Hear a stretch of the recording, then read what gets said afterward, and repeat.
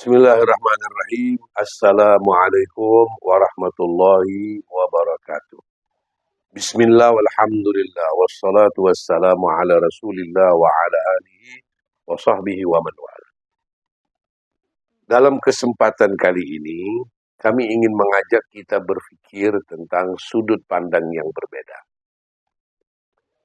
Ada kenyataan Rasulullah SAW, pernyataannya adalah iman itu naik dan turun, iman itu nambah dan berkurang. Al-Imam yazid wa yanqus. Al-Iman yazid wa yanqus. Iman itu nambah dan mengurang. Atau naik dan turun. Sebahagian ulama berpendapat, iman itu menurun disebabkan oleh perbuatan dosa sendiri. Itu yang pertama. Perbuatan-perbuatan dosa menyebabkan iman melemah dan menurun.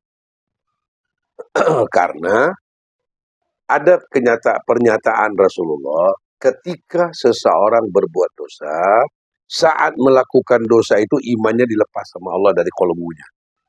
Makanya dia berbuat dosa. Jadi dia tidak ada iman pada ketika itu.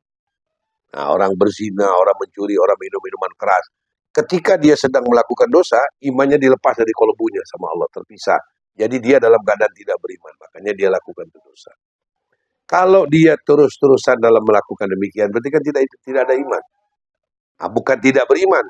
Ketika itu iman tidak bersama dia dalam hatinya, sudah dilepas sama Allah. Nah, akhirnya berkuranglah iman, menurun. Karena perbuatan dosanya. Satu. Kecuali dia bertaubat kepada Allah, kembali lagi imannya. Satu. Iman yazid wa yanqus. Iman itu menambah dan berkurang. Nah, ketika kita melakukan perbuatan baik, iman menguat, iman menambah, mempertingkat, memperkokoh, karena perbuatan baik.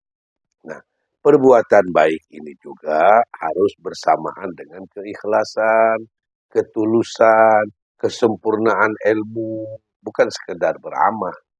Bagaimana kalau orang yang beramal ternyata dia tidak ikhlas? Nah itu, ya, jadi iman meningkat dan menurun, atau bertambah dan berkurang. Nah, dan ada perumpamaan iman bagaikan air laut, pasang dan surut. Nah, kalau iman sedang melemah, itu karena perbuatan dosa, solusinya adalah memperbanyak beristighfar kepada Allah. Beristighfar. Nah, dengan istighfar ini, kita membersihkan hati kita dari titik-titik noda dosa. Kata Nabi, satu istighfar menggugurkan satu bintik hitam yang nempel di hati oleh perbuatan dosa. Jadi boleh menambah dan mempertingkat. Nah, yang sulit itu adalah bertahan menjadi orang beriman di satu level. Itu yang paling berat dan sulit. Umpamanya imannya 50%, dia bertahan di 50%. Nah, itu yang berat. Tapi kalau naik dan turun, ke atas kehendak kita, ke atas usaha kita untuk bertahan dalam berbuat kebaikan, menghindari perbuatan dosa dan kemungkaran.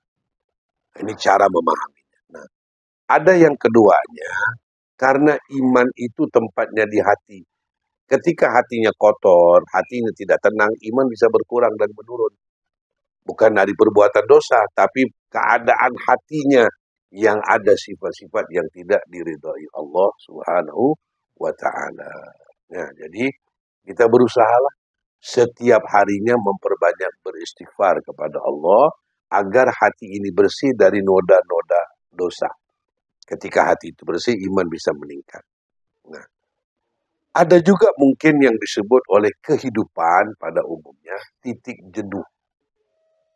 Apapun yang kita lakukan, ketemu titik jenuh. Nah, akhirnya menurunlah prestasinya, menurunlah keinginannya, menurunlah kekuatan kemauannya dalam berbuat itu, karena udah sampai ke titik jenuh. Nah, titik jenuh ini biasanya orang yang melakukan sesuatu dengan ekspektasi. Berbuat sesuatu, mengharap sesuatu. Sekian waktu menjalaninya, tidak terjawab sesuatu yang dia inginkan. Jenuhlah dia, bosan, mundur. Nah, ini iman juga bisa berkurang begitu. Menemukan titik jenuh dalam berbuat baik pun begitu. Coba kalau kita berbuat baik, lillahi ta'ala aja. Tidak ada ekspektasi apapun. Nggak mengharap dibalas, nggak mengharap dipuji, nggak mengharap dihargai. Nggak mengharap apapun lah lillahi ta'ala aja. Dan tidak pun mengharap dari Allah itu untuk dibalas. Lillahi ta'ala aja. Kalau ada begitu imannya udah mantap. Nah biasanya titik jenuh itu karena ada ekspektasi dalam beramal. Sebaiknya janganlah. Berbuat aja yang terbaik. Berbuat aja yang baik. Nah gitu. Jadi iman menambah dan berkurang, iman naik dan turun, atau perumpamaan iman itu bagaikan air laut pasang dan surut. Menurun karena dosa yang dilakukan, menurun karena hati punya sifat-sifat yang tidak diridhoi, menurun karena ketemu titik jenuh dalam berbuat sesuatu yang berbarengan dengan ekspektasi. Nah, hindarilah itu. Mudah-mudahan iman kita bertahan, tetap jadi orang beriman hingga akhir umur kita. Wallahu a'lam bishawab. Wassalamualaikum warahmatullahi wabarakatuh.